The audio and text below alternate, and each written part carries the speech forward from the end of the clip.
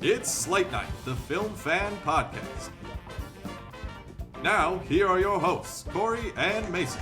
Hello and welcome to Slate Night, the Film Fan Podcast. I'm one of your hosts, Mason Schmidt, here with my best bud, Corey Knudsen. Ew. If you've watched us once or not, if you haven't watched us at all, don't blame you. None. If you haven't watched us, none. We're going to talk about movie news, whether it's new releases that we saw this past week or new releases that are on the horizon. We'll discuss some physical media releases that are coming up this week, as well as some notable developments in the world of movies that we've seen in the past week or so. But first, Corey, we just came off of a Vikings win. We narrowly beat the Browns, which is not a great sentence, but we did win. So we came off of that. Corey, how have you been, and what are we drinking today? Got a little PBR today. Classic. Love it. We've been down in these since like 9 a.m. Tastes like home. Hey, if you're not wasted, the day is. So that's what I always say. On a rainy/humid Sunday in Minnesota when it's October and it's like 83 degrees outside. Yeah, too hot for October. Stupidity, yeah. Want to issue an apology to anybody that listened to the physical media segment from last week. Where we talked about Faust, specifically. And Sunrise. Yeah. And of me just not understanding what was going on, really, as Mason was trying to bring up sort of an interesting thing about Sunrise being one of the first movies to win an Oscar. When we had the discussion of whether it was the first Best Picture winner, blah, blah, blah. The reason it came up is because Mason bought the movie Faust, but I kept referencing the movie Faust and saying random facts about it as Mason's like, nope, we're talking about Sunrise now. This movie that won Oscars, and me just blank look, not understanding what was going on. It was hard to watch through in the edit, but also very funny, as Mason's just like, nope, we're talking about Sunrise now. Just me trying to politely guide him back to like, come on, just get there. I don't want to yell at you right now. But I talking about that, I do want to bring up Sunrise because it won a very specific award, and it is kind of a Best Picture winner, but the history books don't acknowledge it as a Best Picture winner because the award that it technically won, which was like Best Picture of creative narrative filmmaking, and not necessarily the typical Best Picture winner. Sorry to start the episode with this too, which is, I'm sure, very boring to many people that don't care about a movie that came out almost 100 years ago. But it won like I said, a Best Picture narrative, something like that, but they don't acknowledge that. That award immediately that next year was not brought back. It was discontinued, so we only have that Best Picture. But Sunrise, directed by F.W. Murnau, who directed Faust, it did get accolades of that high Academy acknowledgement. So it's like, you kind of won Best Picture, but you didn't. And it's interesting because Wings was like the Best Picture winner of 1929 when they held the first Academy Awards. And Sunrise kind of got like, almost like a, hey, you did something good, but then it's never talked about. And it's kind of like a hidden Best Picture winner that no one really looks at, even though it's not technically a Best Picture. I don't know. It's a Best Picture with a massive asterisk to it, at least for me. So, yeah, sorry if you watched that. Corey edited the video and then immediately messaged me to say, oh my god, I'm a fucking idiot. Like, editing this gave me a headache. I'm going to kill myself. So I was just like, oh, I should watch this. And looking at it from the perspective I had, I'm like, it's not that bad. But knowing that you're, like, the one on the receiving end of it, you're like, oh, yeah, that sucks. Having to watch myself do that, it really did confirm that I am probably severely autistic. On the spectrum. And everyone's just being really nice to me and not telling me that I am. I have that thought at least like twice a week. Yeah. Where I'm like, someone's not telling me I have a lazy eye. Yeah. Like, something's going on. Yeah. There's something wrong with me. And people are just being nice. 100%. Like, everyone behind the scenes, like, walks away and they're like, okay, he's still... Like Truman Show, like, he still doesn't know. It's really a full Make-A-Wish thing. Yeah, just 100%. really extended for like 25 years of life. I feel like most normal people have to have that thought at least once every like month or so. Yeah. Whereas you and I, it's like probably 3 to 4 times a week, maybe.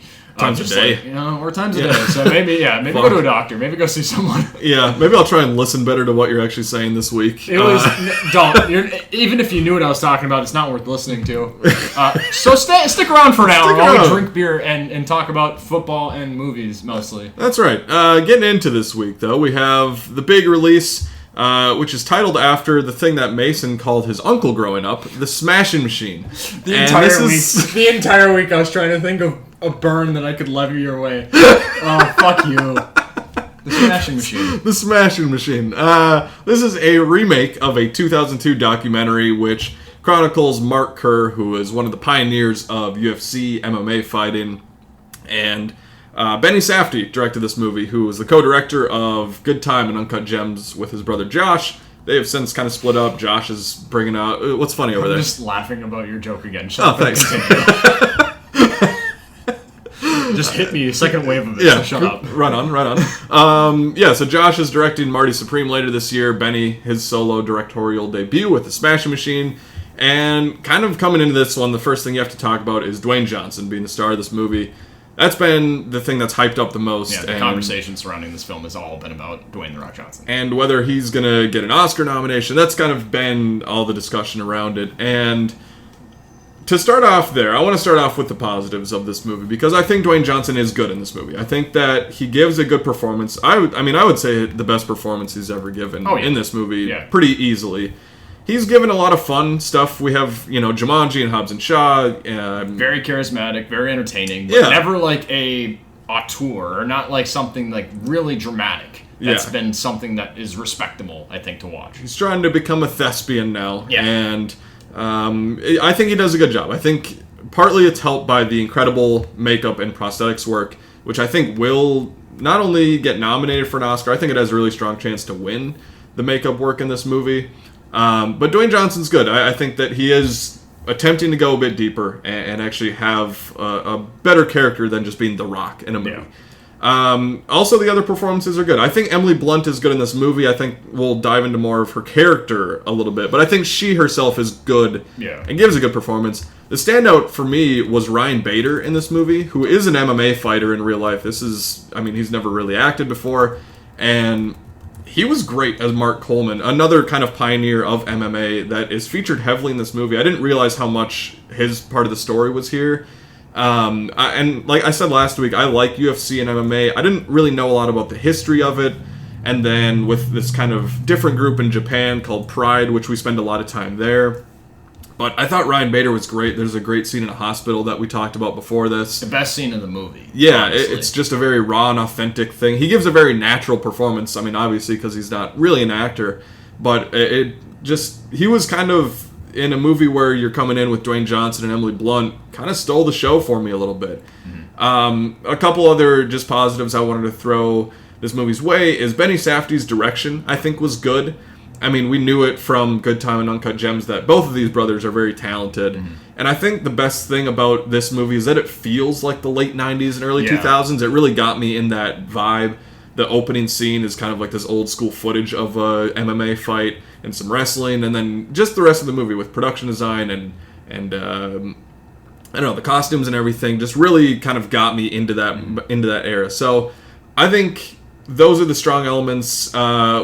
We'll dive into what didn't quite work about this movie, but overall, Mason, what did you think of this movie? I was a bit disappointed by this movie, and I went in with not like sky high expectations. I feel like a lot of the conversation surrounding this movie prior to it really being released was around the performances, and then that was all you heard about. And when that tends to be the case, it's like, okay, well, so there's nothing really else there story-wise. But I was optimistic just because Benny Safdie, I'm a big fan of the previous Safdie brothers works that I've seen, especially Uncut Gems. You and I saw that in theaters together. That is one of my favorite movies of probably the last, that came out in 2019, the last 10 years.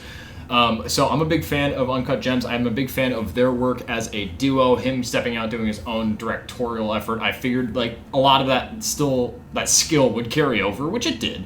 But the story itself, which this is a film written and directed by Benny Safdie, I think the writing of this film is the massive, massive disappointment to me, just because I don't know what this movie was supposed to be about. Even if you look up on IMDb, the synopsis, all that it says is the story of mixed martial arts and UFC champion Mark Kerr.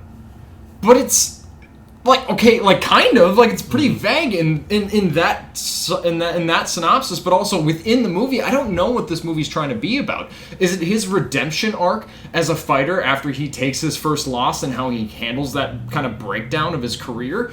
Or is it his opioid addiction that we just kind of stumble upon and then it's a big deal for the middle act of this movie? Or is it his failing, horrible, toxic relationship with Dawn Staples, played by Emily Blunt, played very well by Emily Blunt, but this just toxic, horrible relationship of two people that are just destined to not be together, that are forcing it? Or is it about Mark Coleman, who is literally this played by Ryan Bader, who is the best part of this movie? It feels very much like we're trying to hype up UFC, mixed martial arts, and the kind of the spearheads of that sport. But also, I don't know what our perspective is supposed to be on. What are we supposed to get from this movie? It doesn't feel like it has a clear, defined perspective or purpose in the story that it's trying to tell. It just feels so scatterbrained. And while I think aesthetically it looks really good and it looks authentic to the late 90s, it is filmed relatively well. I will say, for a mixed martial arts film, the combat sequences, the sequences in the arena or in the ring were lackluster to me. I didn't take really much away from those fights. The best fighting in this film takes place with Dwayne "The Rock" Johnson punching a fucking door, which you see in the trailers, and he does it a couple of times in this movie. The best sparring you see is between him and Emily Blunt in their relationship drama. But also, I don't care about these characters because they're both kind of in the wrong, and I see where they're coming from, but also I don't care about it. And there's moments where one of them is being toxic towards the other, and I'm like, well, yeah, I'm on this character's side. And then it just kind of switches back and forth, and I'm like, you guys are just wrong for each other. And I feel like this film had a very muddled vision. Whether I think it's well-directed or not, aesthetically, the way it looks, yeah, that's great. The performances are good, but this movie was a drag to watch. Also, when it ended, I was like, that's it? Like, that's what impact was I supposed to have as the viewer leaving this theater today? Like, I didn't think I had something that, like, oh yeah, that's the point of this movie. Oh yeah, never give up. Or oh yeah, push against the limits. Or hey, we all have our limits and we need to accept that, and we need to grow as a person outside of those limits that we are hesitant to accept. I don't fucking know what this movie was about. Like, I'm like, what? We're getting like 3 distinct different stories about that kind of like circle around Mark Kerr, but I'm like, what was the purpose of this? It feels very much like there's a lot of individual elements I like to it, but it is very scattershot, like you said. There's a lot of just kind of it's weirdly like almost a hangout movie in parts where it's just kind of like showing you a snapshot of his life, and it feels like we're missing the in-between moments. It's also very interesting where we jump into the movie, because we start out in, I think it's 97 maybe, and we see him like doing some wrestling, and then we kind of jump forward a bit and we see him in Japan doing this whole Pride tournament, which is the crux of the movie. But it feels like it doesn't really commit to anything. It sort of wants to touch on the opioid stuff, on the relationship stuff, on the Mark Coleman relationship and his friend, which that was the most interesting thing to me, was like them, you know, Mark Coleman being his trainer and friend, and then they kind of become rivals in this tournament. That's the most compelling thing for me. And then it's, you know, the fighting isn't like all that great. Like, visually it's not that exciting, and I just never felt the motivations of like, why does Mark Kerr love to fight? Why did he initially get addicted to opioids? Why did he get in this toxic relationship, and why is he staying in this relationship? Why does Emily Blunt want to stay in this relationship as Dawn? Like, they're just kind of surface level characters. We don't go that deep with them. And it feels weird because it doesn't really follow the formula of a typical sports movie. Which I think it could have used some of that guidance a little bit. Because I think you can either do that stereotypical sports movie and kind of cover like somebody's whole life where you start from beginning to end and show that, or like beginning to like a very important moment in their life. Or you can do the biopic thing of like what A Complete Unknown did last year, where you focus on a very specific set of years and like a very specific character arc for this person, with like Bob Dylan last year. You find a way to tell that entire story of that person within this moment or within these events. And it feels like that's what, you know, the Springsteen movie is kind of doing with like one album that Bruce Springsteen's doing. And it feels like this movie kind of had a weird in-between where it didn't really do either of those things. It is set within a few set of years, but I never got a full grasp of like why this character is the way that they is, or what is the way that they are. And I never felt like Mark Kerr is obviously a big a trailblazer, a pioneer of UFC and MMA. You don't really feel that impact in this movie. And they mention a lot that he's undefeated in this movie, and you never feel like, oh, this guy's like on top of the world. This guy is like one of the best. We see his like first fight, which turns into like an ongoing tournament within a day where he fights like back to back to back.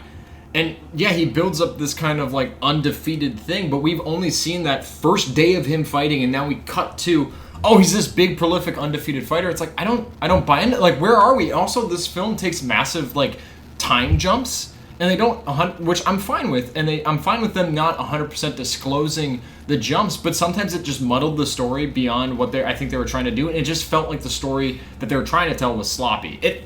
What it feels like is that the true life story that this is based on isn't as interesting as I think Benny Safdie believes it to be. I think that Benny Safdie has some sort of passion, obviously, to tell a story about Mark Kerr and has some sort of connection to this story, whether it's nostalgia or whether there's a deep admiration there, whatever. I don't think that the true life events really equates or lines up to becoming a very interesting and investing narrative, at least within this film. I was bored for large bouts of this movie. It's 2 hours, and I think, I don't know, maybe 30 minutes of this movie I was like solidly entertained. And you referenced that one scene that for me was the best scene in the movie is between Ryan Bader and Dwayne Johnson. Dwayne Johnson does give a great performance, and that I get that kind of high praise that this film has gotten.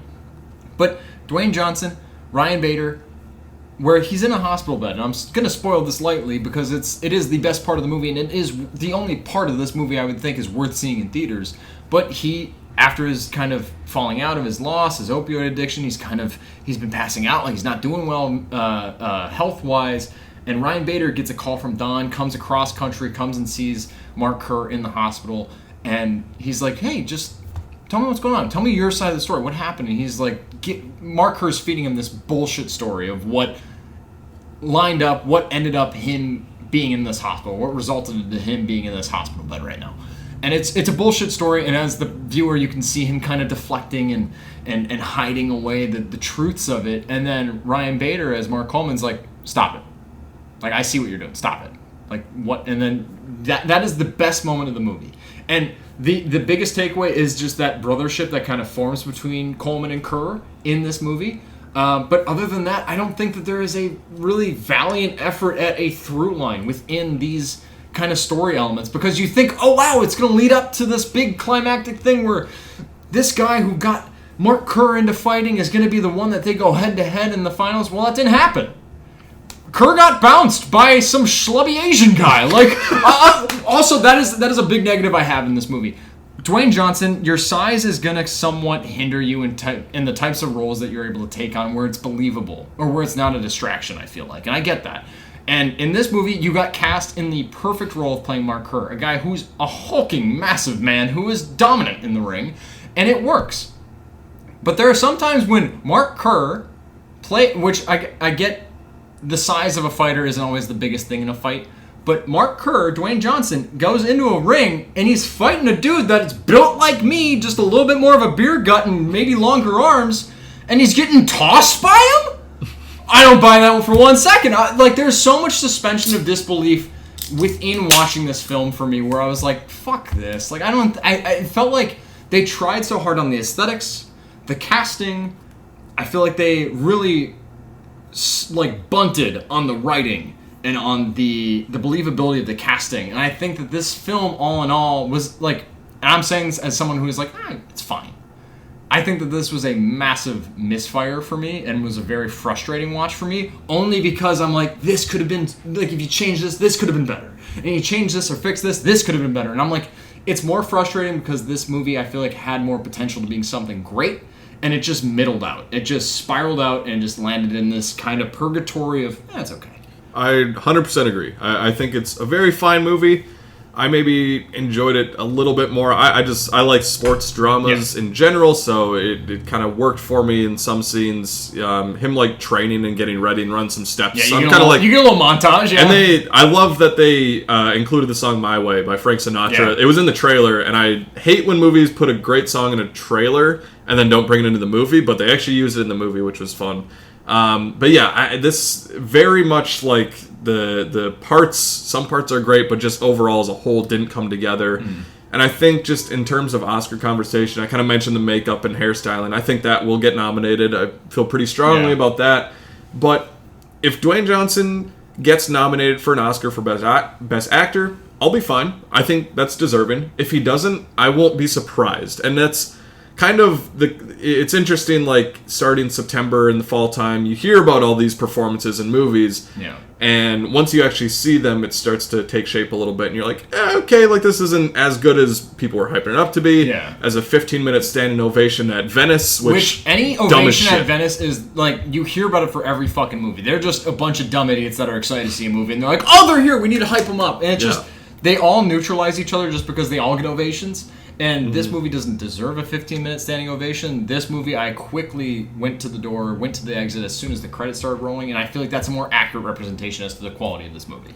Not that it's ass, but it's just 15 minutes. Come on, you're going to stand up there and clap. How do you clap for 15 minutes to celebrate a fucking movie? And I love movies, but like, come on.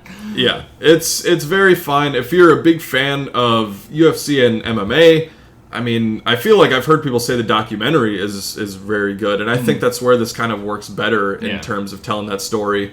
But if you want a good MMA movie, watch Warrior. I think that movie has a great combination of awesome like action fight scenes and character work. Nick Nolte's great in that movie. So this one is a little bit disappointing for both of us, and you know, it may pop up in award season in like a couple of categories, but it's not going to be in any of the major ones. Kind of similar to what you said. I'd be honestly really thrilled if Dwayne Johnson got a nomination, just because I've grown up with Dwayne Johnson. Obviously, I watched him as a wrestler, but also in movies, he's just like, I feel like it's cool to see such a shift in a line of work from being an entertainer and a WWE superstar into an actor and hopefully eventually a thespian actor.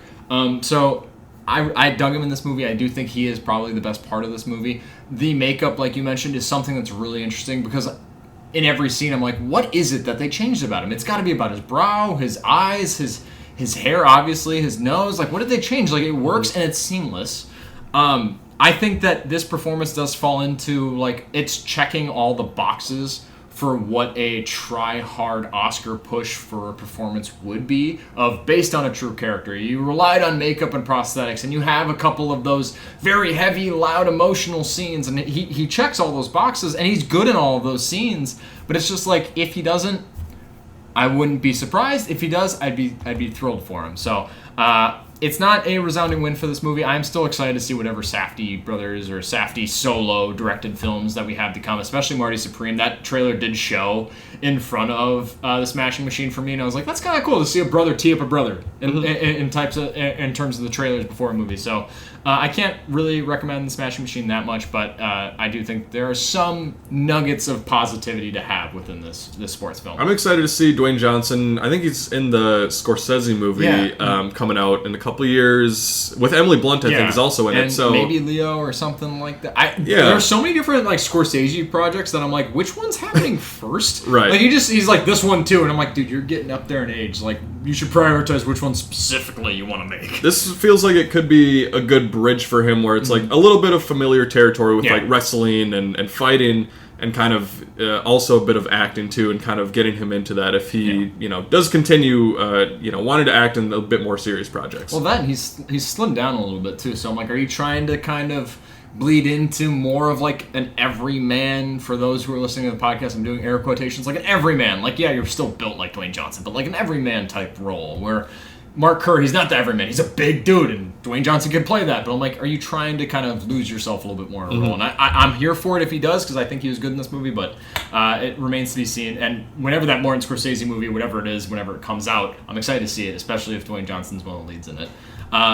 In other kind of news in terms of the big releases from this past week, one of the smaller releases that I feel like once that first initial like announcement trailer or trailer highlighting what the main perspective of this movie was, it immediately, at least for me, skyrocketed it into like, I should probably see this movie in theaters. It's gonna be something kind of cool and inventive. But Good Boy came out this past week. It is the horror film shot from the perspective of a dog, or viewed through the eyes of the dog.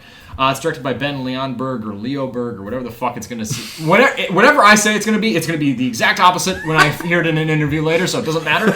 This is starring Indy the dog, which a dog named Indy. That is fucking perfection. Love that. Indiana. After the it's dog. the dog. And we got Shane Jensen and Ariel Friedman. It's a very small cast. I saw this movie back on Thursday night. It's about a dog who moves into a rural family home with his owner and only discovered supernatural forces kind of lurking throughout the home. It is the owner's grandfather's home. It's a home that's been passed around throughout their family for many generations. So it has this legacy to it. The owner isn't in the best of health, so he decides, I need a break from my everyday life. I'm going to move out to the woods. And then we get kind of a formulaic, generic horror movie, but told through the perspective, or seen through the perspective of the dog, Indy, which, damn, Indy gives a solid performance in this movie, which, like, I'm kind of joking in tone, but, like, also being dead-ass serious. Like, the dog is really good in this, and it makes me kind of sad. I'm like, what did the dog think was happening? Like, did the dog think that this was a movie, or was the dog actually genuinely terrified in scenes? I don't know. I don't know much about the making of. That's something I'd be really interested to see, actually, after seeing this movie, is how long did it take them to film something like this? How do you get a dog to be trained and give a reaction to a thing within a story that is realistic without it being like, oh no, you guys just genuinely terrified a fucking dog on screen. So, this movie, I feel like that perspective was the kind of gimmick in terms of selling this movie and making people to go see it. I went to go see it because I'm a big horror fan. Also came out at a great time in being the first week of October here. I didn't love this movie because while, yes, you do have a really interesting and potentially investing perspective, a perspective that I feel like most sane human beings, if they see a dog in a movie, they're like, I hope the dog is okay. I hope the dog makes it out all right. And you love dogs. If you're a warm-blooded male or a warm-blooded female, or you're a human being, you want to see something good happen, you're rooting for the dog in this movie. Which thankfully the director came out and was like, yeah, guys, don't worry, the dog lives, it's fine. And the dog does live, spoiler alert.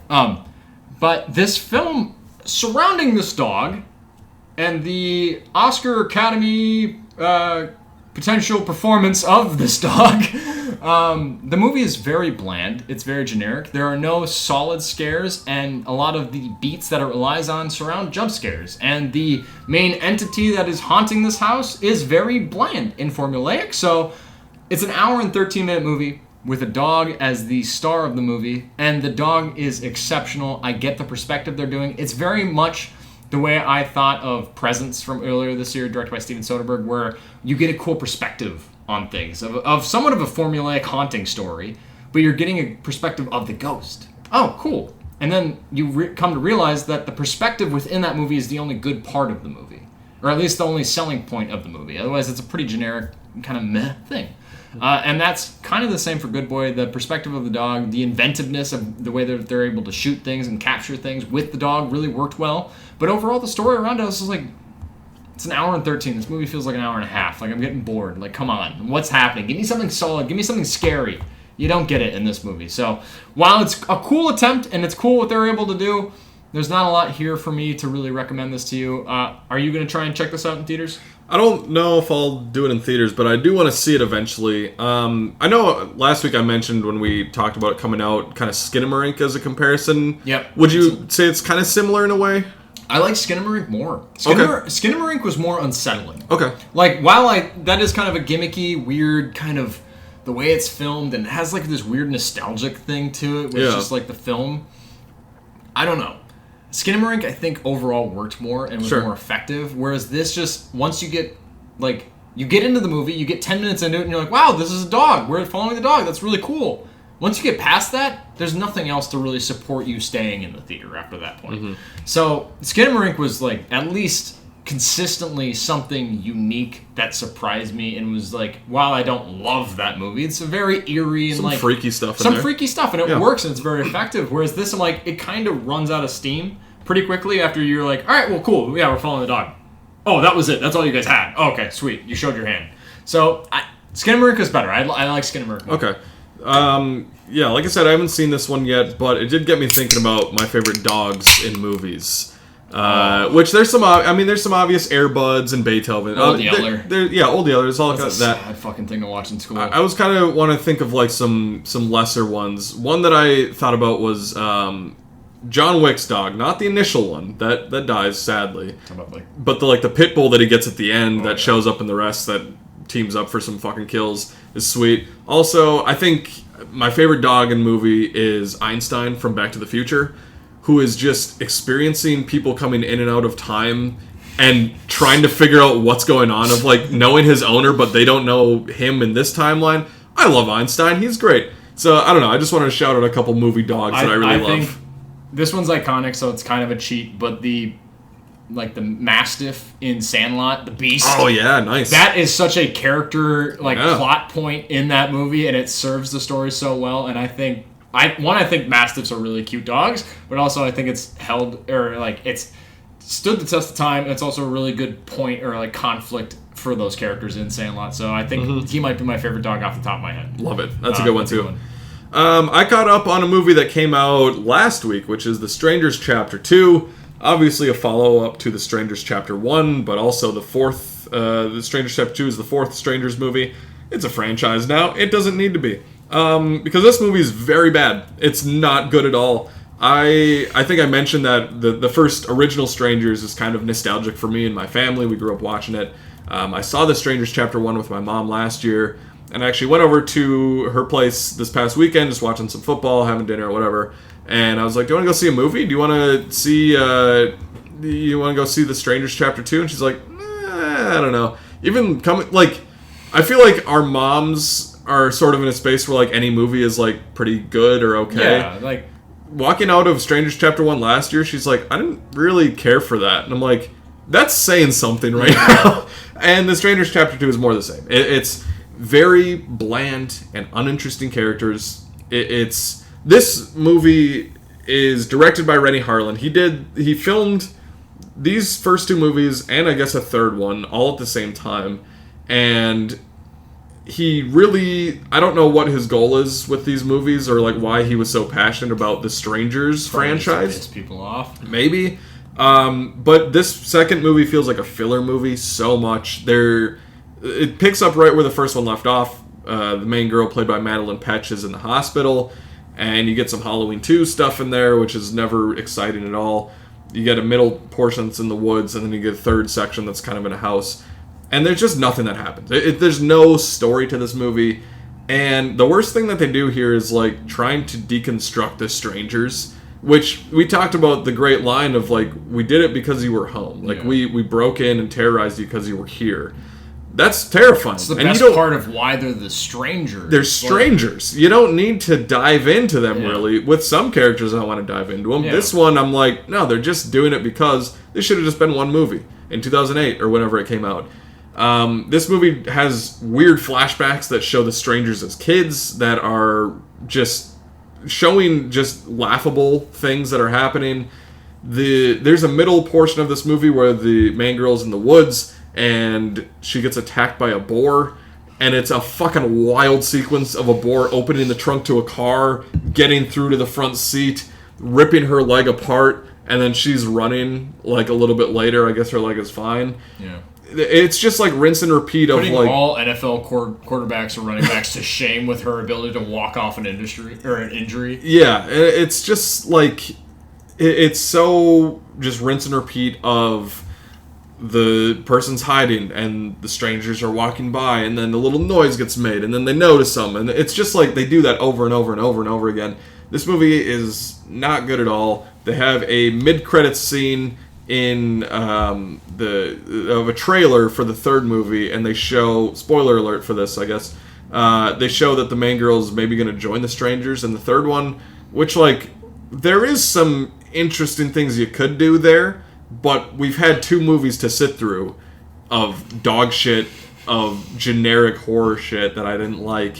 So this one I did not enjoy. Can't recommend it. The only thing that saves it is, I guess, being in October, where I'm I want some horror movies, but it's not good. Just watch the original Strangers, because it's a very solid movie. Yeah, I've only ever seen that original Strangers movie, and that is still a bone-chilling horror film that I can't watch with my wife, because she's like, any movie where a bad person does bad things and they're just a human being set out to fuck people up, it's scary to her, and I get that. It's believable. And to not have a deeper understanding of who that person is that's doing it, they just did it because they did it. They said, fuck it, why not? That's scary. Mm-hmm. I have no desire to watch these Renny Harlin Strangers, this new trilogy. From your describing of it, it sounds like the most recent attempt at the Halloween trilogy of Halloween 2018, Halloween Kills, and Halloween Ends. I like those movies. I acknowledge they're not good. 2018's fine. Yeah. But after that, they're not good movies. I still really like them because I love Michael Myers and I have a lot of nostalgia for the franchise.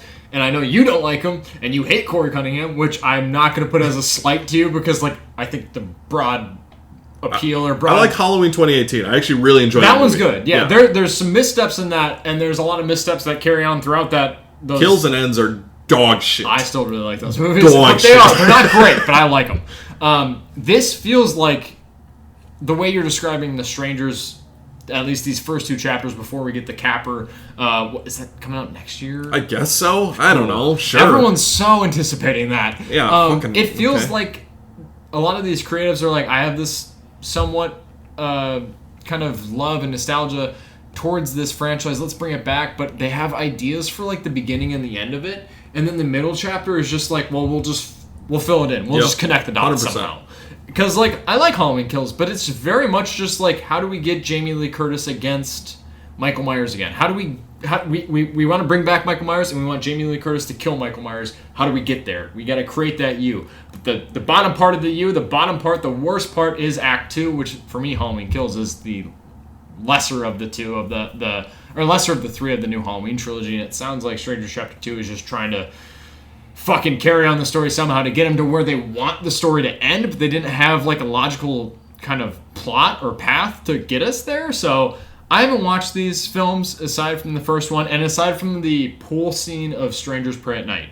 Good scene. I've seen that because I heard it was good. Yeah. But everything else I've heard is kind of dog shit, so I've avoided it like the plague.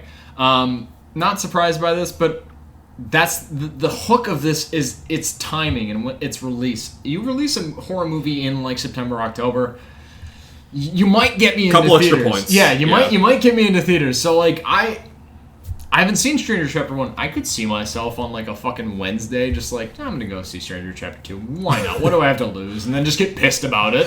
But see a horror movie. So because I love horror, but I'm not surprised that you had this reaction to this movie, as I feel like most of the critical reception surrounding this has been massively negative. But the Strangers Chapter 1 somehow is a little bit better than Chapter 2. I've seen some of the inverse of that. I've seen some people being like, it's a step up from the first one. And I'm like, I don't know if that's like the biggest positive to be like, well, it's still bad, but it's a little bit better than like dog shit or vice versa. So it doesn't sound like it has great trajectory regardless. But a horror movie that you talked about last week, or a horror thriller that you talked about last week, that I feel like kind of got maybe a kind of poor reception that wasn't necessarily the most deserved, was The Woman in the Yard, directed by Wame Colette-Serra, which is a director, weirdly enough, we talk about a lot on this podcast, just because I don't think he's really missed.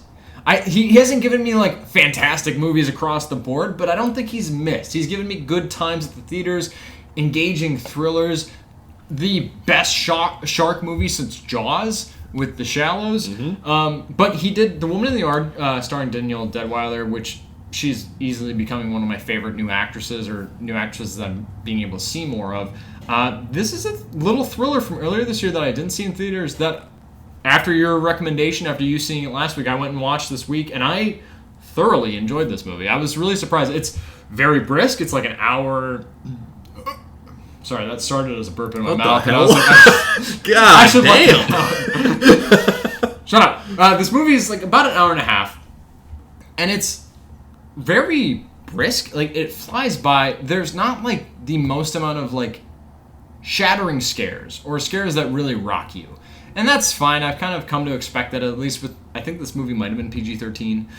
With like PG-13 horror, it's going to be a lot of like jump scares and tension and a lot of relying on the score to really get you there. There are moments like that in this movie. I'm not going to act like there isn't. But I think the story that it's trying to tell of a woman that's trying to kind of regather and fix her life post losing her husband, now having 2 young children, in a farmhouse that her husband was going to revamp, rebuild, and renovate. And now she's just kind of stuck in a life that she didn't really want, with 2 kids that are kind of giving her a hard time, and she misses her husband. And I'm like, oh, okay. Immediately you set the stage. This is a good jumping off point. And then, boom, you have A Woman in the Yard. That is such a good horror premise. It works so well in this movie. It's not a premise that's going to last like a 2.5 hour long runtime, but for an hour and a half for what they're setting out to do, it works. I really like this film as a thriller. It gets really trippy. I think that they commit to really big character things of like, well, what if this is this? What does this mean? And what if we looked at this story through a different perspective? And what if the husband didn't die? What if he was still around? What is that world like? And I think there's a lot of cool kind of like conversations of revolving around grief and how you could like how a person reevaluates things and like, well, what if this didn't happen? What if this went this way? And you get that in this movie, and it was kind of refreshing to see that, of just a woman being fed up with her place in the world, being fed up with her current state, and being like, fuck it, what if this happened? And we get to see that play out a little bit. And we get to see kind of that dynamic with her kids, and especially her late husband. And I really enjoyed this movie. I would say there wasn't really a scare in here that really landed necessarily for me. As a thriller, it works. As a horror movie, I don't think it really does for me. The ending of this movie, which you brought up last week, not that it saves the movie, not that this movie needed saving, but the ending of this movie is so much better than this movie really deserves.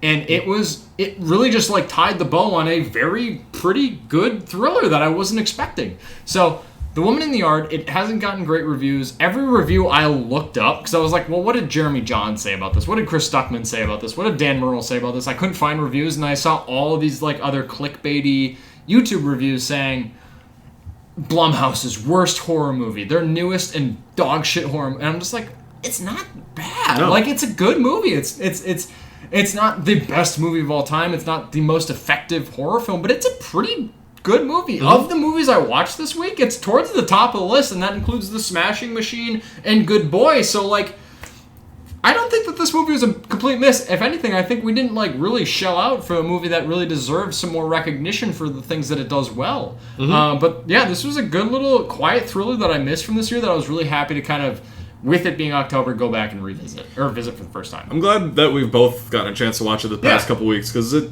easily is one that could have just been like, I don't know, let it slip. It's one from this year, whatever. But yeah, I agree. I don't want to spoil the ending, but we were kind of talking about just our kind of interpretations about it, and just what other people have been saying online about what they think was happening in the whole movie, which is cool. I think I mentioned last week, like, scenes in the attic where it kind of reframes. Yeah. Which I thought was really cool, because you see, like, from a child's perspective of something happening, and then it gets flipped a little bit later, and you see that same thing happening, which I think that's just another element that kind of elevates it a bit. Yeah. 100%. So, a solid movie for sure. Check it out if you want a good horror movie this October. Just kind of get you in the mood. A movie that I checked out from 2022 is Fresh, which is directed by Mimi Cave and stars Daisy Edgar Jones and Sebastian Stan. This is a Hulu original movie, as Mason switches from a Vikings hat to a Chargers hat. So I did bring this just in case that the Vikings shit the bed and lost to the Browns. But I was wearing this originally. When I bought this in person, so the stupidity is all on me. I bought a small/medium fitted cap. I have a large head to the point where my wife is like, I'm not excited to have your kids because it's going to hurt me. And I get that. That's fine, whatever. But I accidentally bought a small medium hat, and then I have, since buying it, cut a lot of slits in the fitted part of the elastic to try and elongate it and stretch around my big fucking melon. It's not working. So I brought a Chargers hat that I was going to wear if the Vikings shit the bed, but also this is a medium large, whereas this is a small medium. This fits me better. This is giving me a headache, so I switched. I've got to go with like the trucker style hats. Trucker style hats are so much better. It's just, I got to adjust, and like some fit differently than others, so I don't know. Anyways. So I'm wearing a Vikings shirt and a Chargers hat. Two of my favorite teams, but together this just is stupid as shit. So sorry about that, but I was getting a headache from that hat. So I watched Fresh this week. Perfect transition. Getting back to that. Yeah. Daisy Edgar Jones, Sebastian Stan came out on Hulu in 2022, like I said. And basically, Daisy Edgar Jones is a single woman who's trying to go out on all these dates on dating apps and find somebody. And she meets Sebastian Stan. They go out to his house, and weird stuff starts to happen. I am going to talk spoilers, but we've been out for a couple of years now. If you don't want to know anything, go check it out. It's a very solid thriller. That's what I'll say before getting into spoilers. It's a fun thriller. It's not like a very scary movie at all, but just fun performances and everything. And basically, the crux of this movie is that Sebastian Stan is basically capturing women, and he's a cannibal, and he's cutting up their bodies and selling them to people that want to eat human beings, the other cannibals. There's a market for that, which, scarily enough, there's probably that in real life too. I would not doubt it, which is terrifying. Not digging into that. Yeah, that's a very awful thing to think about. But Sebastian Stan, I want to start out there because he's having so much fun in this role. Like, I've heard that he was a lot of fun in this movie, and like I've seen like some of the dances that he does in this movie.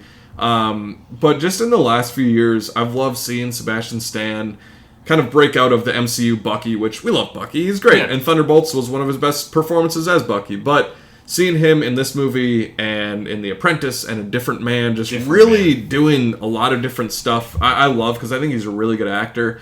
And he's just chewing up scenery here, and it has a very playful kind of vibe to it when he's like chopping up different parts of somebody. He's like playing music, dancing around, just like chopping up limbs. A little Patrick Bateman kind of? A little bit, yeah, a little bit, and he's really giving it his all. He's having a great time. Daisy Edgar-Jones is great. I loved her in Twisters. I thought she was good. I've heard she's really solid in Normal People, that show with Paul Mescal. Yeah, I've heard about that too. And I think she's kind of a rising star in Hollywood.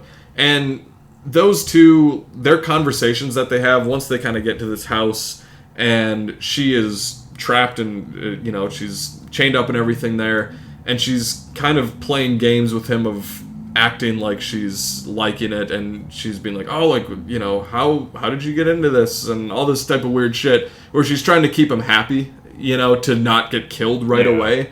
They have a few dinner scenes that are really, really interesting and great performances from both of them.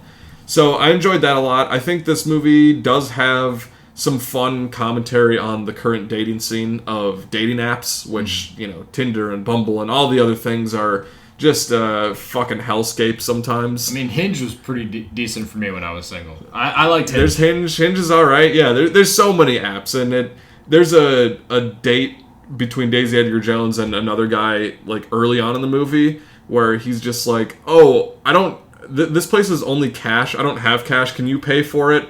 Also, my weird little scarf is in the sauce, and I'm really upset about it. Also, kind of pissed that you don't want to, like, make out after the date. Like, you're a fucking bitch. I didn't even like you anyways on this date.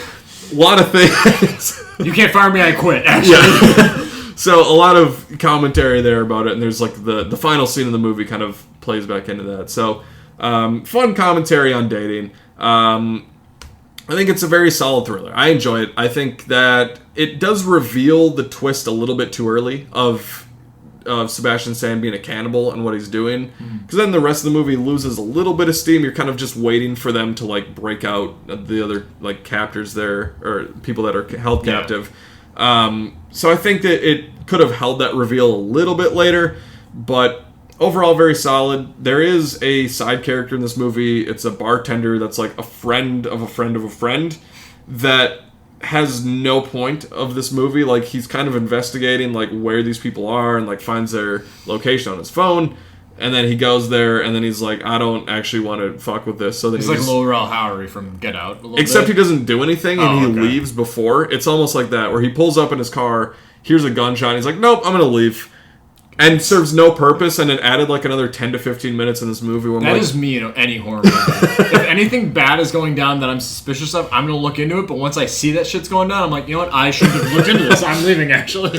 Pretty much what happened here. So just like a little bit could have been, carved out of the runtime there. But overall, very solid. I'm enjoyed. I'm happy I watched it because I think the performances are good. Fun little concept, and everybody's having a good time in the movie. Along with some fun, stuff to say about modern dating. So, would recommend. It's on Hulu right now. It's been on there for the last 3 years, and been catching up on it. So, it was a fun little Halloween October watch. Yeah, I haven't seen it. I've heard nothing but good things, and I feel like the way it was sold to me was it being a movie about cannibalism, which is weird that the film then kind of tries to keep it in the pocket a little bit of, like, not revealing that to the audience when the audience is maybe in the know on it. But it's a film I've always been interested in. Sebastian Stan, I think, of, like, a lot of the, even the, like, the A tier, B tier MCU characters, I think of the actors, Sebastian Stan, I feel like, can have a really great acting career outside of the MCU, and I'm really excited just because I did really like A Different Man, and I feel like I could probably really like this movie, so I'll maybe check that out this October as I'm trying to collect a lot of different horror movies. that I haven't seen before as I get through this month. The movie I talked about last week, which we also started with at the top of this episode of correcting history of Faust. No Oscar nominations for Faust. No Oscar nominations for Faust. But it is directed by F.W. Murnau, who made Sunrise, also made Nosferatu, so you get a lot of that kind of like gothic horror within this film. I did watch this movie this past week. It's an hour and 47 minutes long. It is from 1926, and it's a silent film.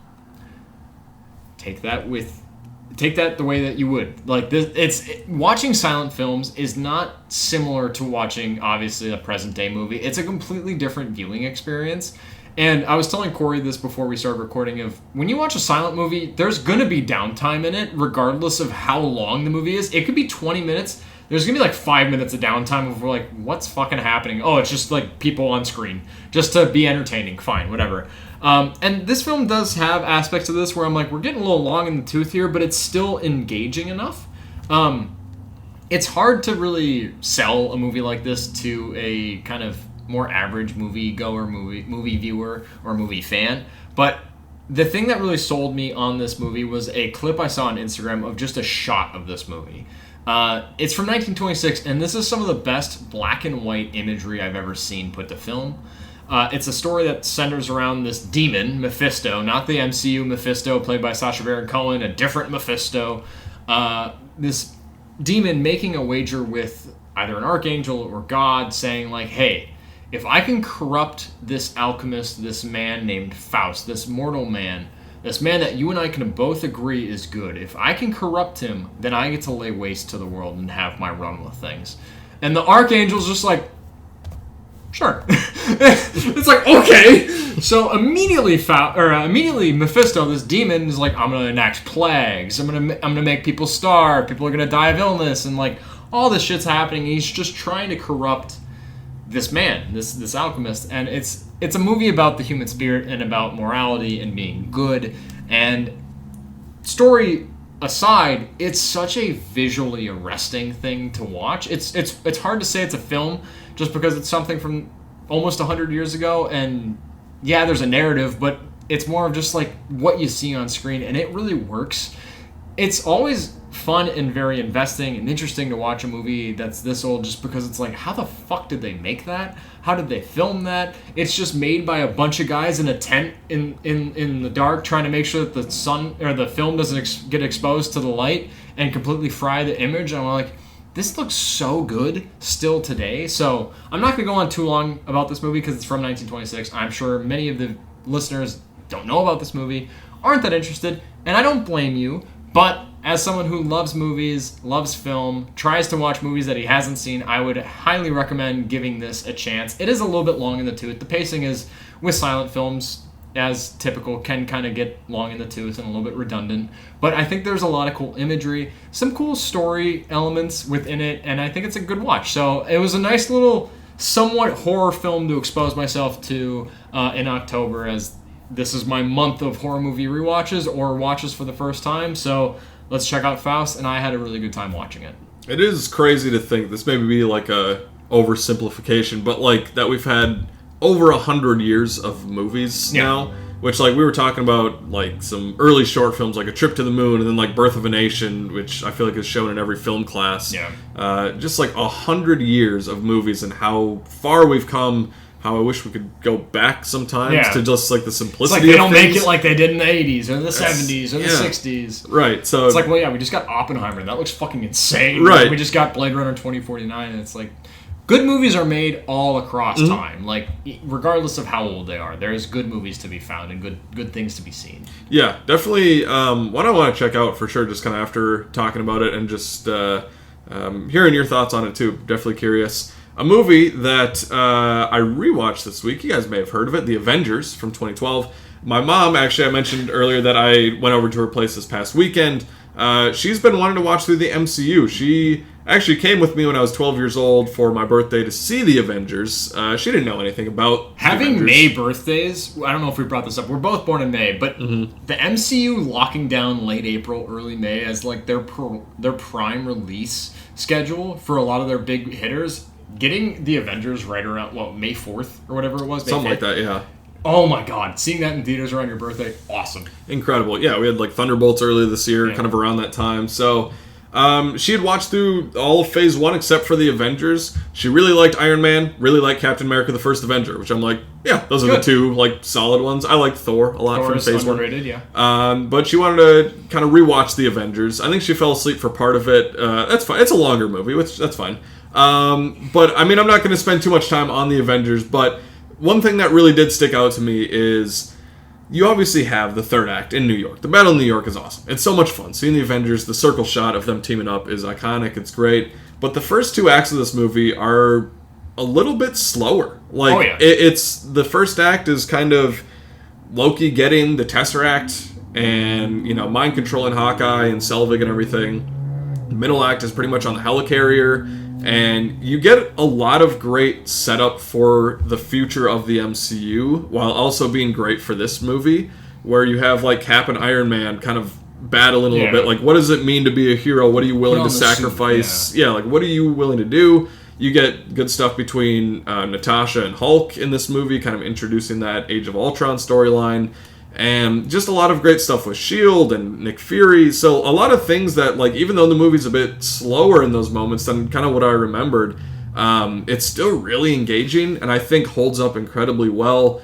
The movie looks incredible. Oh, yeah. Like, it is 13 years old, but it looks better than stuff that's coming out today a lot of The times. CGI in the first Avengers, I feel like holds up better through time than some of the stuff that we get in like Yeah. Infinity War and Endgame. And I love those movies, but the CGI, especially with the Iron Man suit, the nanotech stuff in later iterations, has kind of lost me a little bit. The look of it, like him jumping out of Avengers Tower and the suit forming around him, Yeah. I'm like, that looks so good. Like, still. Right, and I love the helicarrier sequence where it's like the Hulk is just tearing through shit and like Yep. Natasha and Thor are trying to stop him, and then you get Iron Man trying to like get one of the engines back on. Cap is fighting people. It's really good stuff. So I think Joss Whedon did a great job with that movie, and bringing these characters together, unlike anything we'd ever seen before at that time. Being in the theater watching that for the first time was unbelievable. Awesome. And You saw it with your mom the first time you saw it in yep, theaters? went to the Monticello Theater and saw it, and it was a truly like unbelievable experience. One of my favorite times in a movie theater for that. Also one of my favorite experiences, but it was a bad viewing experience because I saw it at Buffalo Cinema, which has since been closed down for a while here. But it was our hometown theater, a relatively small theater. Like, we didn't have like exceptional sound quality or visual quality, but it was just our hometown So theater. nostalgic. It was so nostalgic, and the layout of that theater, the look of that theater, I love the Buffalo Cinema. It's been closed for so long, and I've even called the mayor. I'm like, can we, like, what's going on with it? Like, can we, like... We should buy it someday. If I had expendable income to where I'd be like, I'm buying a theater, I'm renovating it, or like buy it, sell it to Imagine, which in the Midwest has been a really big theater company. Imagine did originally own it. We're getting into too much already, but I'd love to see that theater come back just because there's a lot of nostalgia there and a lot of love. I spent a lot of time there as a kid. But I saw Avengers in the very front row. This is like the first exposure I had to like big blockbuster movies coming out in the summer, and everyone rushed to go see it because like Buffalo Cinema wasn't the theater where you pre-bought your tickets. It was you rush to the box office, you buy your ticket. I miss that. And you find a good seat. I miss and that. there's some of that excitement that I miss too. I sat, but the bullshit you have to deal with of that tactic or that technique of buying tickets is I sat in the absolute far front right corner of the film of the theater. So I had this like trapezoid view of it, and it was all just askewed and looked ridiculous on screen. And I sat there with my 7th grade girlfriend and her cousin as we watched that movie, and I was just like, this is Hell yeah. This is love. This is life. This is everything. This is the secrets to the universe right here. I look at the Avengers as being like the Hulk movie that we never really could have fully got within the MCU. I do like the Incredible Hulk, but I love the way Joss Whedon handled the Hulk in his 2 Avengers films. What is your kind of like? What is your Avengers scene? What is the scene that comes to mind when you think of Avengers, or your favorite scene from this movie? Not necessarily like the roundup, like, all right, Cap, you go to do this and you do that. What is like the scene for you? That's a good question. There's a lot of really good stuff. I mean, I do really like the in Germany when they go there pretty early in the movie and they're trying to stop Loki from getting like this medal that they need. And, like, it's a couple of the Avengers, like Captain America comes in, and, like, a guy in the crowd stands up and he's like, we're not going to stand down to people like you. And then Iron Man comes in with, like, AC/DC playing. Yeah. And it's, like, the first time we get that. Like, converging. And I'm like, this is fucking magic. But, it's fun action, too. You got Loki doing some fun, like, he has a bunch of different versions of himself. I really like that. That scene is always kind of slept on. I feel like the first 2 acts are kind of slept on a little bit of this movie. Because you get, like, the big battle of New York in the last act, and you get a little bit of Loki doing his shit, and everyone has, like, their big character moment. For me, I've always loved Samuel L. Jackson giving fucking grief to the, like, whatever the commanding team is, the people that we see in the shadows, the councils. Mm-hmm. And he's like, well, I did, but since it was a stupid-ass decision, I decided to, or I like to ignore it. And I'm like, hell yeah, that's it. But honestly, Hulk tearing through the helicarrier, I love that mid-Act 2 climactic action sequence that then lends to us having kind of a splintered team. Everyone's kind of scattered a little bit leading into that third act. I love the helicarrier work, and I'm like, I want to get back to, like, the helicarrier being a big thing within the MCU, which I know we've gone to space and stuff has, like, the scope of the MCU has broadened and changed so much since then, so it's like, all right, the helicarrier is not so special anymore, and I loved that in the first movie. Also, the Black Widow and Loki conversation. Where she's the red in her ledger, and, like, I feel like that, again, like, kind of setting up for future MCU stuff, like, her, in Avengers Endgame, like, clearing out the red in her ledger. Like, that sets everything up so well, and it's just like, Loki's such a good villain in this movie, too. That and Coulson's death, and how Fury flips that into being motivation of, like, hey, Coulson believed in something. He throws those bloody cards on the table, and, like, you get that shot of Robert Downey Jr., like, standing up and, like, walking out, and it's just, like... and then Kobe Smulders coming and being like, those were in his locker. And he's like, sometimes you got to do the things you need to do to motivate the right people. And I'm like, I love Nick Fury being kind of shady, but, like, doing things for the right purpose. So, like, we need to have maybe an MCU-specific episode where we talk about maybe our favorite MCU film. Mine isn't necessarily the Avengers, but a lot of the best things in the MCU comes from that first Avengers. So I think we need to maybe have a sit down and just, like, an hour-long episode of just us talking about why we love the MCU, why we don't like current MCU maybe, but focusing on what is our favorite MCU film. Because 100%. I think there's a lot of knocks on it, like, not being cinema or not being, like, it's just being too commercial, pop culture, buzz, like, filmmaking, whatever. Whatever knock you can kind of levy against the MCU, sure, fine. If you're that pissed off about it, fine. Have your fucking things to get mad about. Whatever. I disagree with it. Doesn't matter. But I think there's a lot of great things that at least we got to grow up with the MCU. So there's a lot of nostalgia. Very special. There. Yeah, it's a special thing. Moving into current superhero world in terms of projects coming out, TV shows and movies. We did have the 7th episode of season 2 of Peacemaker. A show that I think you and I were still massively in the positive on, but there's just, like, half things, like half measures of, like, well, this could be changed. You're falling short on this, or this is kind of grating on me. Judo Master, why the fuck are you still in this show? Like, there's things that have kind of rubbed us all the wrong way in season 2, but overall we're still pretty big fans of it. We did get episode 7, which is the penultimate episode of season 2, so we have one more left to go later on this week. I really dug this episode, but once we get into conversation, it's going to sound like I'm going to dog on this episode, because there's things in this episode that bother me and have been kind of little small issues that have crept up and gradually grown throughout this season for me. But overall, I enjoyed this episode. It was too short, 33 minutes. HBO Max, Disney Plus, any streaming service that's in charge of handling original content or original TV series, give us a full fucking hour, or don't give us an episode. That's my take. But still like this episode, 33 minutes. Corey, what was your take? What was your anticipation for the 7th episode? I know we had a lot of cameo talk, potentially, of these latter few episodes. What was your reaction to episode 7? We sure did have a cameo. Spoiler alert for Peacemaker Season 2, Episode 7. If you don't want to know, you guys remember Stanley Happerson? Probably not. Bowl cut, big glasses, mustache. Probably not from the Superman movie. One of the people in the Lex Luthor room that was punching in 1A, 1A, 1A, or whatever the fuck. One of the guys that... Fuck you, Superman!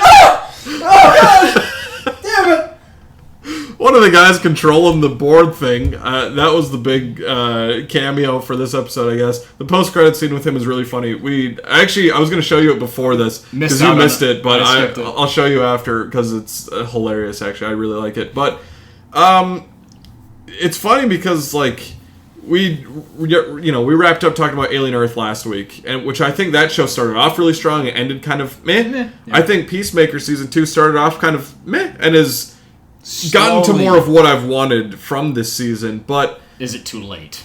I think it is a little bit too late. I think that I've wanted to be in Earth X or Earth 2. They've kind of said a couple different names, but this Nazi other dimension, and this honestly was the most like impressive stuff in this episode. The thing that stood out to me the most was Augie's character, played by Robert Patrick, his dad in this other dimension. And there's the scene at the end where they have Peacemaker and the 11th Street kids all there in the house, and Harcourt's like, how can you're all fucking Nazis, this is insane, the world you're in. And Augie's like, I'm not a Nazi, I don't agree with what they're doing. He's like, cheers to you if you can fight all of the injustices in your world. But like, I'm gonna fight the monsters and the bad people that I can here, that are in front of me. In front of me, that I don't even necessarily, I don't agree with everything else. I don't like the cops here. That's kind of a like shocking scene in this episode when he's mowing down the cops. Oh yeah, and you're like, whoa, hold on I thought you were a good guy. Like you're like the top trio. But then he's like, no, the cops here are like controlled by Nazis and everything, which like that makes sense and whatever. They have those ideologies, so. That was my favorite part, and it kind of gets undermined a little bit by Vigilante coming in and doing a James Gunn joke of killing him. That's whatever. Yeah. But the scene with Robert Patrick delivering that, I'm like, that's interesting just as a comparison to the Augie that we had from the first season. Where he's just downright just bad. A white supremacist. He's the worst. Yeah. So I thought that was really strong. I really like John Cena's performance in this episode. Yeah. Him when, they're all kind of tagging up on Keith, kind of a like Thanos moment from Infinity War where they're all just like grabbing a part of him. And John Cena just like screams, he's like, get off him. And he's just like cradling him and he's like, everybody, it doesn't matter which dimension I'm in, like everybody around me gets hurt. It was great stuff and I really liked it. Also really enjoyed just a small moment earlier in the episode when Peacemaker is on the motorcycle with Harcourt and she just kind of like rests her head on him. It was just like a very sweet moment of like they're getting chased by the cops in that moment, but she just like feels safe with him. Yeah, she's just like, I'm not sure if I'm gonna get this moment again, so like so a lot of really good stuff in this episode. I liked a lot of it, but like you said, we're kind of out of this dimension now, at least seemingly, going into the last episode that we've only spent like maybe 2.5 episodes of an 8-episode season in this dimension, which I think is interesting and you could have done a lot more. Also, it's maybe the main conflict of the show. Yeah. We're only getting 2.5 episodes in it. It's like, I feel like you guys misaligned this season a little bit. Mm-hmm. Still good. Still very curious to see what they do with an hour finale next week, or like 50 minutes, whatever. So a lot of positives still, but I'm going to need, kind of like Alien Earth, I'm going to need that last episode to just like look at the season as a whole. We'll have a full breakdown next week of where we were, if those first episodes were worth it. Maybe it'll reframe some of that. Who knows? But a good episode. Curious for next week. Yeah, it's been frustrating going into HBO Max and then every episode's been like 35, 33, like in the 30s, and it's like I want more time not only with these characters but in this other Earth X. I want to figure out what's going on here. And we talked about also, it feels too slapsticky sometimes. The humor doesn't really line up in terms of, oh, you didn't notice the big Adolf Hitler fucking mural on the side of this building that we're in this room. There he is. And he's like, oh, I didn't see that. It's just humor that doesn't really align with this show sometimes, or doesn't align what I've come to like really expect from James Gunn humor. Overall, I really like this episode, but I feel like, again, it's rushed. Why the fuck is Judo Master still a character? He doesn't matter. This is the episode, and I'm saying that as this is the episode I've liked Judo Master the most in, but I'm still, his humor doesn't work. I don't think this character matters. Take him out. How is Danielle Brooks outrunning a crowd of people chasing after her? I'm not going to be a fat shamer. I'm not going to say anything like that. But, hey, Danielle Brooks, you're not in, like, peak athletic health. Sorry, if that's like a controversial thing to say. She can't outrun all of these people, and the way that this show tries to edit around it in a similar way as to how they edited around Leia escaping those two goons in Obi-Wan Kenobi and being able to always be out of reach. And it's like, there's a shot where there's guys almost putting their hands on the back of your shirt, and then the next shot, seconds later, they're way down the fucking street. What's going on? And like, it's simple things where I'm like, you guys can tighten this up. Like, you know, I know you know how to do this. Like, Jesus Christ, fucking iron this out. So there's little idiosyncrasies of shit like that piss me off. And that kind of grows. And then this episode's only 33 minutes. Fuck, okay, fine, why not? I wait a week to watch this show on a streaming service where I pay, $18 a month? To only watch a half an hour? Fuck you, make it an hour. You can, and also give us more time in Earth X. I feel like they had so many, good ideas of, let's bring in this Earth X. It's going to be a good conflict because it's going to hold a mirror up to, our own worlds and juxtapose what our beliefs are versus this Nazi America. Oh, wow, have big opinions. Fine, cool, do that. But I feel like you didn't have enough to back it up to give us a full fucking episode. The conflict in this episode resolves way too quick, gets us to a point where Robert Patrick is having a phenomenal monologue. But as someone who's a James Gunn fan, his comedy gets in the way here, and we have Vigilante storming through the glass, stabbing Robert Patrick in the neck, and we're finally getting a poignant moment, and now we're just, people are dying. Vigilante's doing something funny. Oh, wow, stab him in the neck. Okay, I get it, but also just let a fucking moment breathe. Mm-hmm. It's okay for something to be serious for a little bit longer. And then we get into that ending where Keith, in that big kind of scrap down, tear down fight before they switch portals or switch dimensions and they leave. And I will say I really love the Harcourt, give me your gun. I'm going to kill him. Mm-hmm. We can't have him coming after Chris. Give me the gun. I'm going to kill him. I love that idea. I like how it's resolved and how it's left off.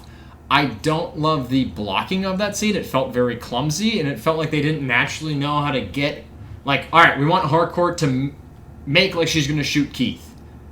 But we can't have her shoot Keith. So how can we get that? How can we get out of this situation that we're trying to propose? And it just felt so sloppy in execution that I was like, okay, there's many a times where she could have just domed this fucker, and now she's just thrown out of the room, thrown out of the dimension. Now she's back in her own dimension. Okay, whatever, fine. It felt like conveniences. It felt like they didn't have enough story. It felt like the conflict wrapped up too quick. And it felt like an over-reliance on comedy when there are times where this show has proven that they can handle emotional weight and resonance very well. Especially, to give this episode its flowers, that amazing John Cena moment, which he's not the best actor in the world, but he delivers this moment perfectly of, what are we doing? What the fuck are we doing here? And I was just like, hell yeah. Mm-hmm. Good job. Yeah. This is great. And this is coming. I liked this episode. I still think, this could have easily been a great episode. It's just they're making decisions that go against it becoming a great episode. So I like Peacemaker Season 2 a lot. I love the first season. I don't think Season 2 has really held up to a lot of my love for that first season. Still a good ride. I think that there are easy things that they could iron out. I have no idea what the fuck's going to come in this last episode. I don't know where we're going. Aside from, what's the name of the Luther guy that was going to flood the keyboard? Sidney Apperson. He's gonna come in the next episode. But in this next episode, what do we have to do? Resolve? John Cena or Christopher Smith gets arrested by Argus? Or I was telling you, I hope we don't do, Man of Tomorrow setup in this last episode. I don't need that either. I don't want that. I want Peacemaker to be its own thing, and it's where I get a little bit worried with the DCU having a lot, kind of doing what the MCU did in its later part, where it's we have to connect everything now. Where it's the early MCU did that in very small doses of a post-credits scene, right? Where it's we had Nick Fury show up at the end of Iron Man. It doesn't affect the movie of Iron Man at all. It's his story. So I hope that next week is centered around Peacemaker, and Harcourt, I feel needs to kind of be a central character there. So I need to have a good idea as to where their relationship is now at the end of this, which I don't think is going to take the most amount of cleanup or a lot of narrative time, especially with it being potentially an hour-long finale. But it's just how do we resolve this aspect of the story? How do we clean this up? But still a lot to come. I'm still very excited for this last episode, even though I probably dogged on this episode maybe a bit too much. I still like it, but it frustrated me. Also, big surprise, I am becoming a little bit more of the TV watcher out of the two of us. Let's go! Which I don't love. Yay. I prefer movies, but I've been watching a lot of TV mostly because my wife at the end of the night is like, let's watch this hour-long thing, as opposed to Mason thumbing through a lot of streaming services or thumbing through his shelves and trying to find a movie that he really wants to watch and spending 2 hours on deciding. Let's just watch an hour-long episode of a show that we're watching. So we did resolve and finish off season 2 of Wednesday. My quick thoughts, it's not that good. It feels like an ABC Family show. If ABC Family shows were still coming out with hot new originals on cable television, it's nothing special. It feels like something a middle schooler would have written and really liked. I didn't really love it. It feels like a retread of a lot of stuff from the first season. If you liked it, maybe visit it. I don't know. It's just, it's nothing to me. I don't care. Jenna Ortega, there's only a finite amount of time before I'm like, you're too old for this Wednesday character. I like the Addams Family. I like those characters. Luis Guzman. I don't know why I confused John Leguizamo. Crazy work. Not even at all look like each other. Luis Guzman as Gomez is perfect casting for me. Aside from that, I don't really love this show or care about it. I'm happy that I finished it so I can move off of it. My wife and I did then end up starting The Haunting of Bly Manor, which is a show made by Mike Flanagan with his like Haunting of Hill House, Midnight Mass, The Midnight Club, The Fall of the House of Usher, all of his Netflix original shows that he's been doing. I started this a long time ago, and then I just never continued on with it because I didn't really get hooked by it.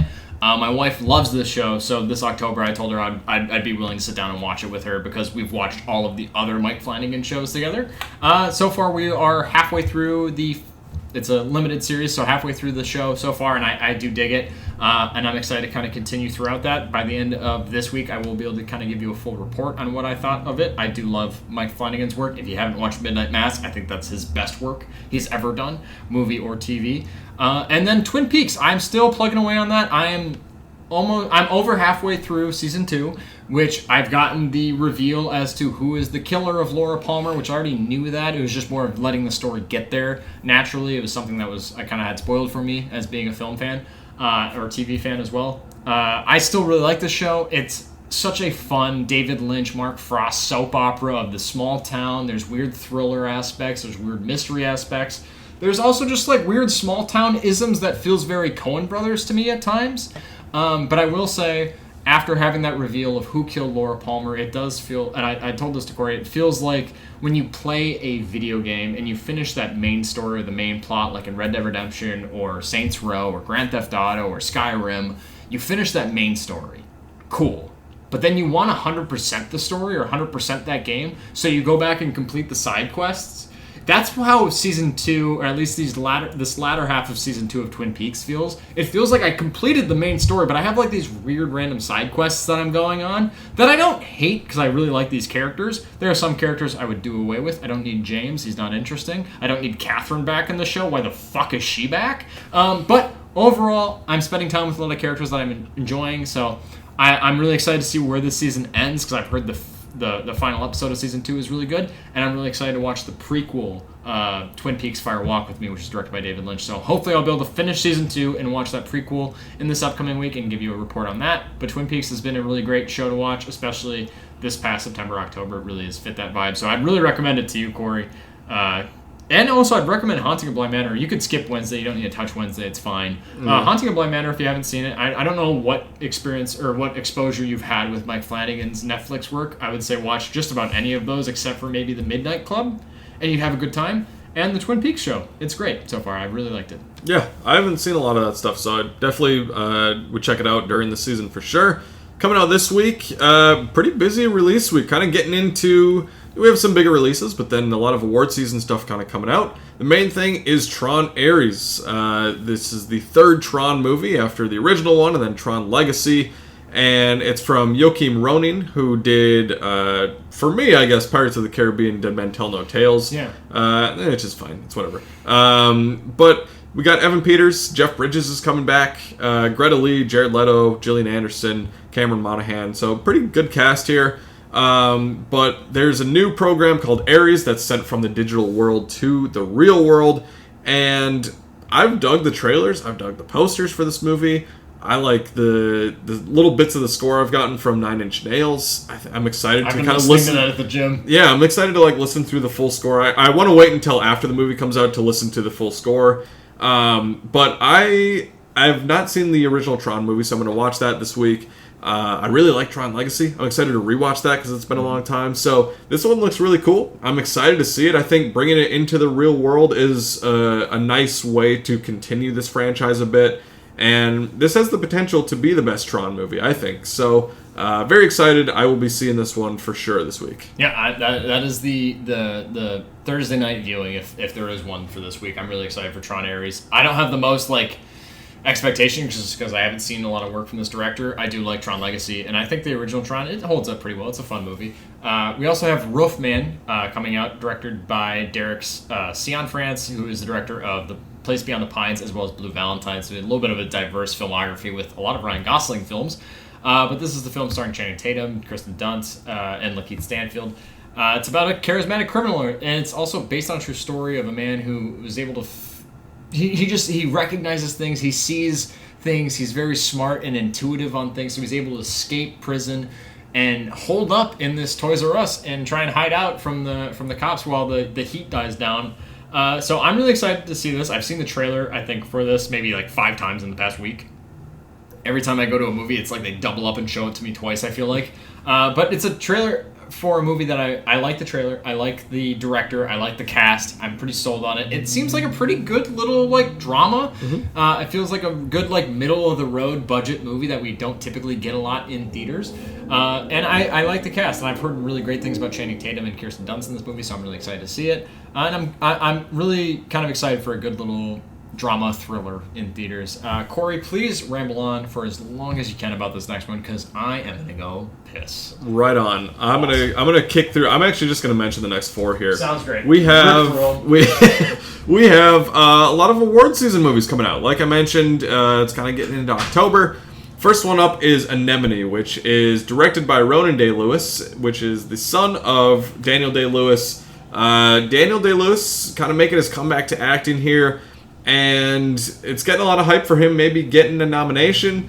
The movie stars Daniel Day-Lewis and Sean Bean, and it takes place in Northern Ireland, where a man heads out on a journey into the woods to reconnect with his estranged hermit brother, who he has a complicated past with that happened decades ago. So I'm actually going to try and see this one tomorrow, I think. I've heard middling things about it, but I am excited to see this one. I think it has... obviously a great actor in Daniel Day-Lewis, which I'm excited to see him come back. And his son directing the movie is pretty interesting, too. Another one is the movie called If I Had Legs, I'd Kick You, which is one of the most interesting titles that I've seen for a movie in a long time. It's directed by Mary Bronstein, starring Rose Byrne. And Rose Byrne, her life is crashing around her, and she's trying to navigate a multitude of things, including her child's illness, her absent husband, a missing person, and a hostile relationship with her therapist. I've seen the trailer a couple times, and it looks really interesting. I believe it's A24, and I like Rose Byrne a lot. I think she's a very underrated actress. I love anytime she pops up in something, like Bridesmaids or the Neighbors movies, I think are a lot of fun. So this one would be cool to see her, if she is, kind of living up to the hype of this movie, getting nominated for an Oscar would be great. The other one coming out in limited release this week is A House of Dynamite, which is coming to Netflix on October 24th, coming to theaters for a small time, coming from Catherine Bigelow. You got a great cast, including Idris Elba and Rebecca Ferguson, and a missile is launched at the United States, and the White House is trying to figure out how to stop this missile. That sounds awesome. I love those contained kind of thrillers in these rooms here. Almost like a September 5th movie from last year, where it's seems like it's taking September place... 5? September. Yeah, fuck off. How do you say it? When's your birthday? Okay. May 8th. Yeah, fuck you. May 8th. I'm excited for this movie. I don't know if it'll be in the Oscar conversation a lot, but it just seems like a really good thriller. And then a movie that I don't really know that much about, but Kiss of the Spider Woman, which is a remake of a 1985 movie that got William Hurt a Best Actor win, nominated for Best Picture, Director, and Screenplay. And this new version is directed by Bill Condon, who did Dreamgirls, a couple of the Twilight movies, and the live-action Beauty and the Beast. Stars Diego Luna and Jennifer Lopez, along with Tanatua. I think I'm saying that right. Some of these performances are getting Oscar buzz, but essentially, the movie follows Valentine, who is a political prisoner who is sharing a cell with a character named Melina. And they kind of form an unlikely bond, and they recount a Hollywood musical plot. And I'm confused about what this movie is. I haven't seen the original movie, but I'm curious to watch it. But it is getting some of that kind of award season buzz too. So a lot of interesting movies coming out this week. Like I said, I'm going to try and see Anemone tomorrow, and then A House of Dynamite for sure. I'm very excited for that one. Yeah, Anemone is probably... I was going to try and check it out. I was going to do a double feature of Smash Machine and Anemone, and then Smash Machine kind of upset me and disappointed me, so I was like, no, I'm not in the mood for another 2-hour-long drama that I'm only really going to see because of the performances, or at least the performance of Daniel Day-Lewis, which is similar to kind of what I feel like I heard about the Smash Machine before I saw it. So I'm going to try and check out Anemone this week, and then I will also be looking to see House of Dynamite in theaters just because I'm really excited to see a Catherine Bigelow film in theaters again. I do believe I saw Zero Dark 30 in theaters when I was like 11, but I didn't see Detroit in theaters, which I was happy to watch that movie by myself at home and be really sad and upset by myself as opposed to seeing that in theaters. I'm not the most in the know on Kiss of the Spider Woman. I know Diego Luna's in it, and that was all I knew. Kind of going into that, I didn't know it was coming out this week, but I don't know.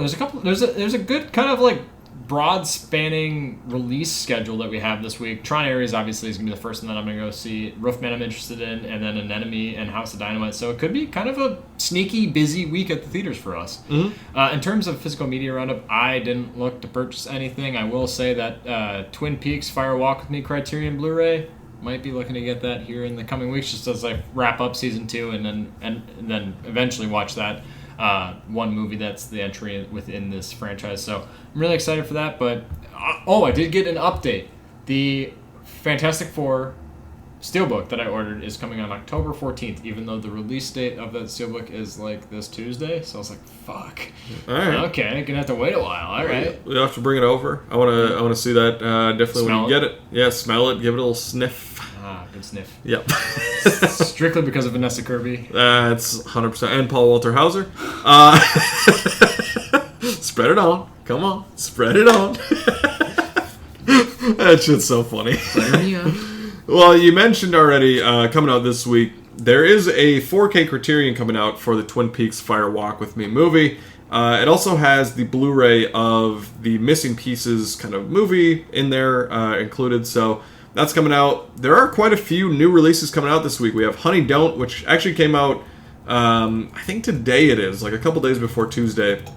And then we have a lot of big stuff. So F1 the movie coming out, nice steelbook for that, which I think you already pre-ordered. Nobody 2, The Bad Guys 2.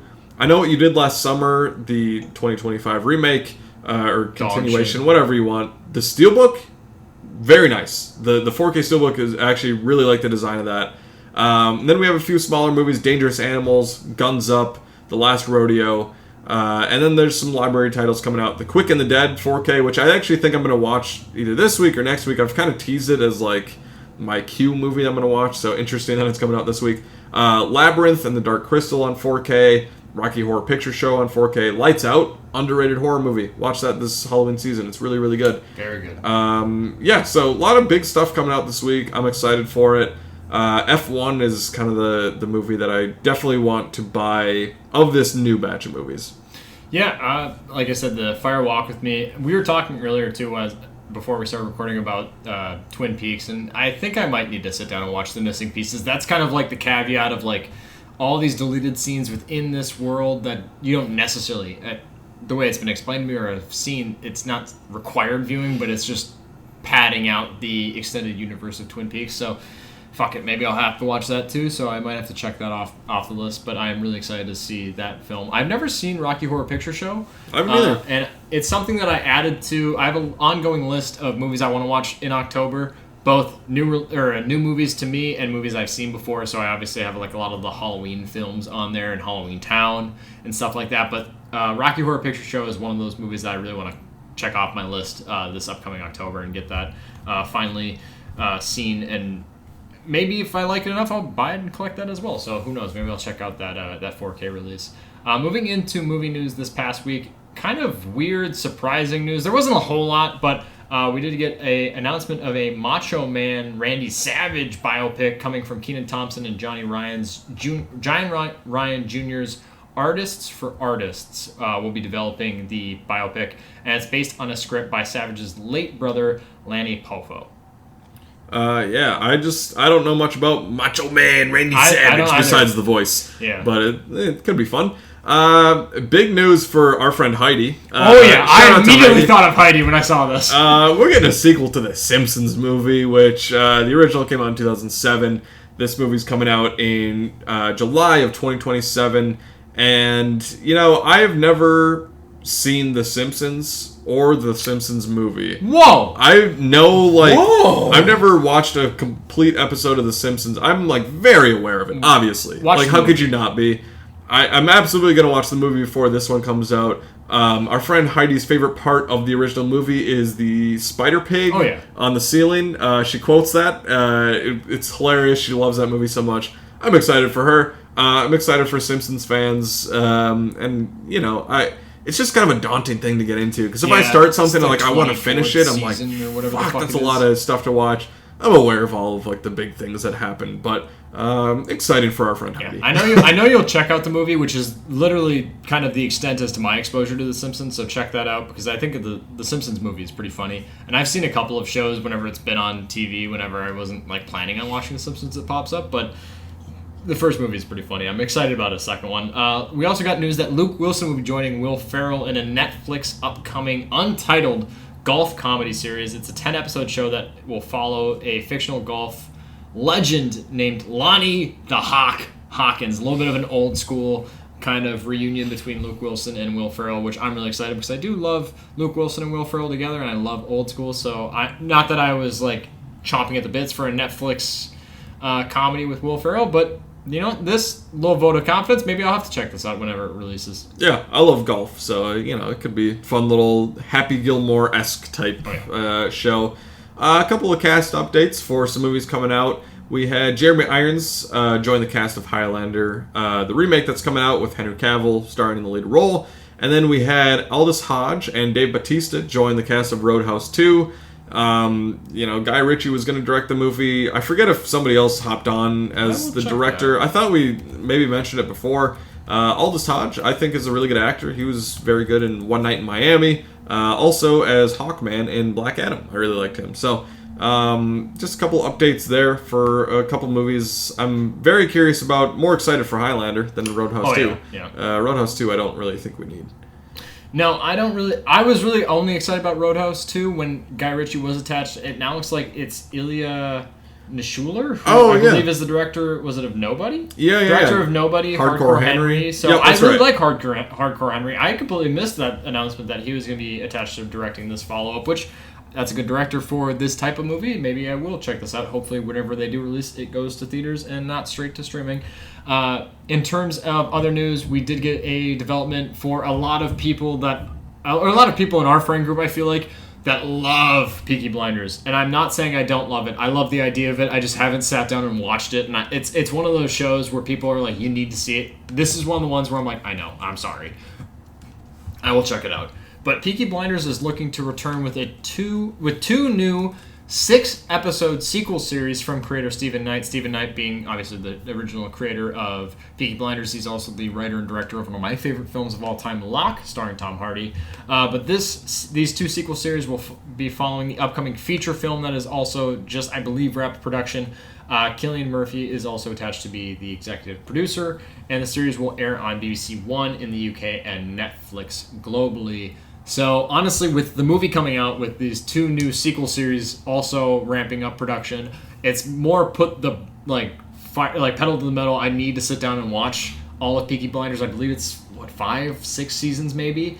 Everyone I know that's watched it, they fucking quote it. They talk Peaky Blinders, they talk that way. They know it, and everything I've heard has been just glowingly positive. And I also know that Tom Hardy plays a character named Alfie Salmons, who I'm really excited to see in that show. So I will need to sit down after I finish kind of the watch through of a lot of the shows that I'm working on, but I will need to watch Peaky Blinders in preparation. This is the next big show that's kind of on my list. I'm trying to work through some more critically acclaimed or classic shows. I did that with Succession earlier this year, late last year.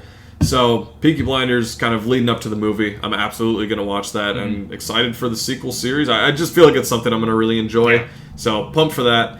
Last little bit of news is that if you're a fan of the Kill Bill movies, we're getting a Kill Bill The Whole Bloody Affair, which is both movies cut together in one movie.